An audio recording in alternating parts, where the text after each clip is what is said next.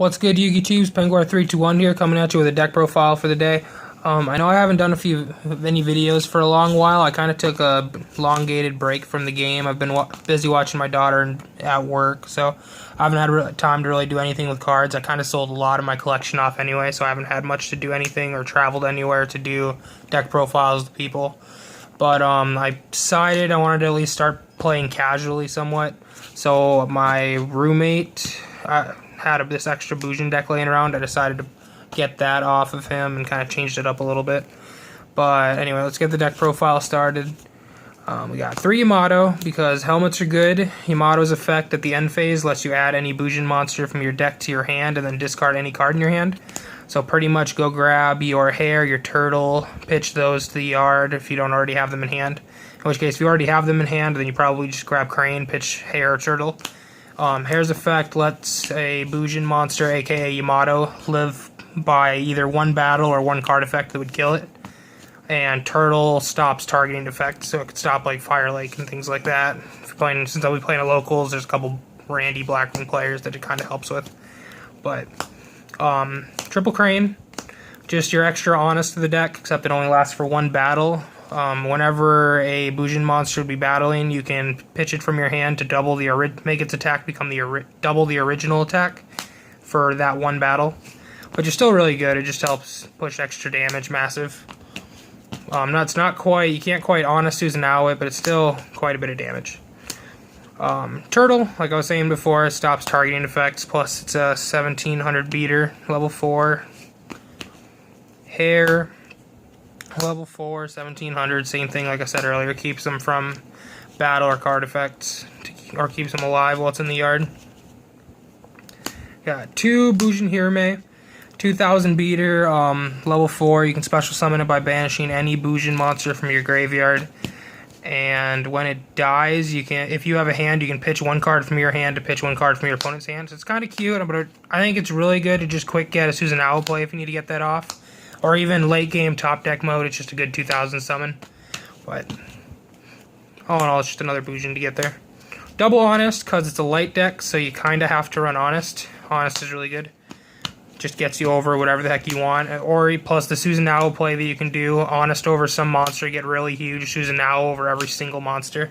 That play is ridiculous. I was able to do that once at locals on Saturday, and that was probably the most fun thing I've done in Yu-Gi-Oh! For a while. Bujin Quillin, just a little beater guy. When you control a Bujin monster, you can banish him to destroy any face-up monster on the field. So I really do like him. I kind of want to bump that up to 2, to be completely honest. But that's something I'll need to test around with. 1 Mikazuchi, I don't want anything more than that. I do like him kind of, just because he can search your Bujin Carnation if you get it right. And he's just a free summonable when anything dies. When a Bujin Beast Warrior monster is destroyed by battle or card effect, you can special summon him from your hand. And during the turn while he's on the field, if you pitched a Bujin monster, aka Crane, from your hand to the graveyard, he can search a Bujin spell or trap card and add it to the hand. And that's it for the monsters. Spells, we got 1 Regeki, 1 Book of Moon, 1 Lance, 1 Dark Hole, 2 Kaiser Colosseums, because they're kind of staple. 3 Dualities, because step 1 of playing the deck is to get to Yamato, so I want to make sure I get to Yamato. That's the reason you run Duality.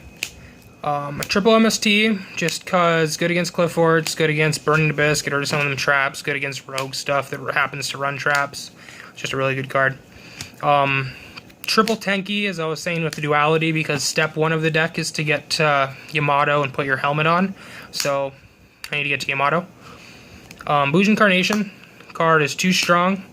3 of those, it special summons 1 banished Bujin monster and 1 Bujin monster in your graveyard. And then if you were to overlay them, you can only put them into like a Winged Beast, or Beast Warrior, Xseed type monster. Which is really cool, because when I picked up the deck, I thought all it could go into was Susanoo, because it's all I've seen anybody ever do. But when I read that, I really liked that it could also make Castell with this, which is really relevant against any deck for the most part. So, plus, you can also just bring back 2 monsters, beat over for damage, then go into something too, which is always cool. So that's it for spell cards. I think the only thing I'd really change that I've thought about was I want to take the Lance out, in which case I might put in a second Quill in, or I might just put something else in.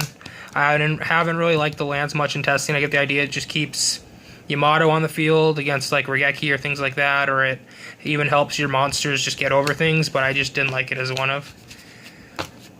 Plus, you just never see it because, like I said, it's a one-of. And then traps, torrential, compulse, emptiness, bottomless, fiendish, and that's it.